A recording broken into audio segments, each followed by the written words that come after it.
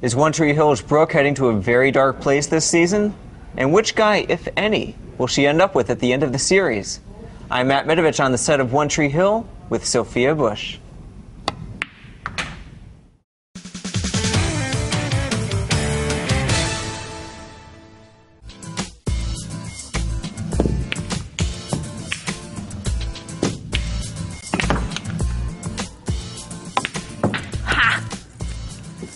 No, I'm not going to take your money. I'm not going to take your money. Will you do an interview? Yes. All right. How did the whole 5-year flash forward thing work for you last season? It was great. You know, it really reinvigorated our show. We had done so much in 4 years, and especially at this point, this day and age, if you will, there's no way that 7 kids from their small hometown are going to go to the same college. Right. It never happens. You know, we'd all be across the country and talking via text and iChat all day. So we wanted to bring everyone home, but obviously not try to sell the cheese of we're all going to go to Tree Hill Community College together. So it was very exciting because it gave us so much time that we didn't have to showcase that we could all build our own individual issues. Mm-hmm. And then coming back to it gave us a lot of storyline to work with, and I think we also got super lucky because we jumped ahead and we got Jackson, our little dude, instead of having a little baby on set. So it was rad. So you read the season finale script, do you immediately start formulating your own theories on who he called? Well, I know who he called. Well, we know you know, but at the time, 6 months ago when you're reading the script, are you thinking? Of course, at the time, at first my reaction was, "Are you kidding me?" And then immediately I was on the phone with Mark Schwann. I was like, "Tell me right now." So it was definitely cool because they refused to let us know anything. But our hiatus in between seasons 5 and 6 was only 5 weeks, so we didn't have to wait that long to find out. So what's up with Brooke these days? Does she still have the maternal longings, or are those very much so? I don't think any of that goes away. We're fortunate enough to have aged our characters up to a point where they're not whimsical teenagers. They're young adults who are really figuring out their life. I was thinking that maybe she got a little beaten down and decided to give it up. No, I think if anything, giving up Angie was incredibly difficult, but really reinforced that that's what she wants to do, and it's the life she wants to lead, and spending as much time as she does with Jamie because he's her godson, and watching Nathan and Haley's family just reinforces that desire for her. Brooke grew up with such a cold, distant mom, and she knows that she wants to be such a different mother than that. Right. So she's still very much wants that life. How dark of a place is she in this season? We all go to some pretty dark places this season. I think it will really excite people. I think it will be incredibly emotional for people. It's been very emotional for all of us.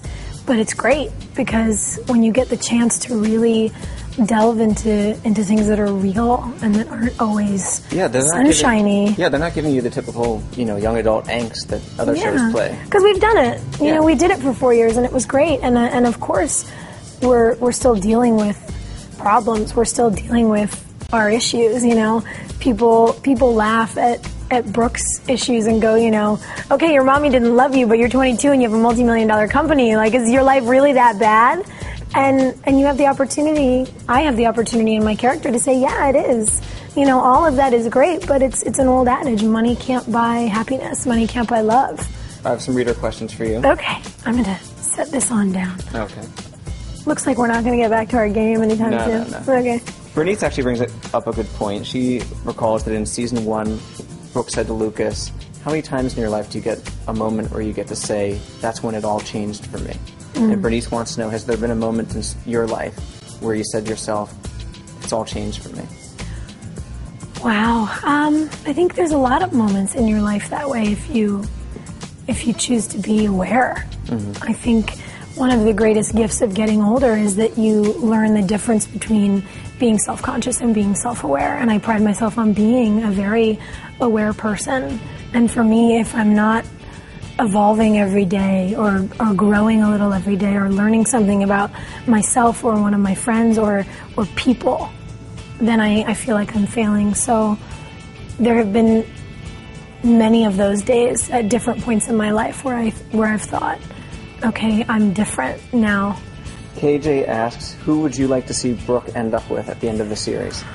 Oh, that's so hard. I don't think Brooke will have the typical fairy tale.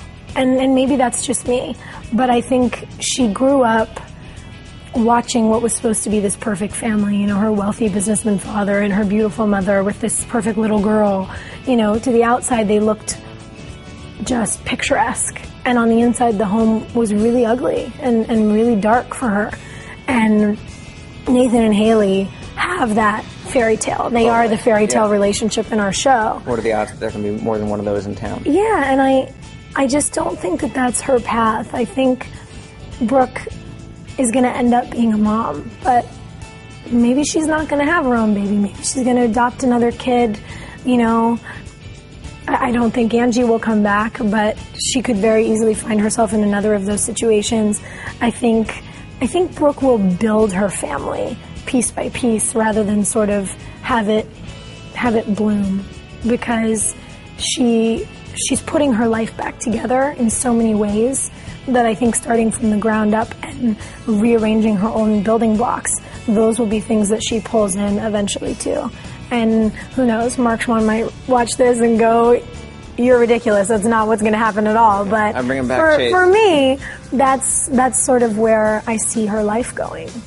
Linda wants to know if you have any guilty pleasures.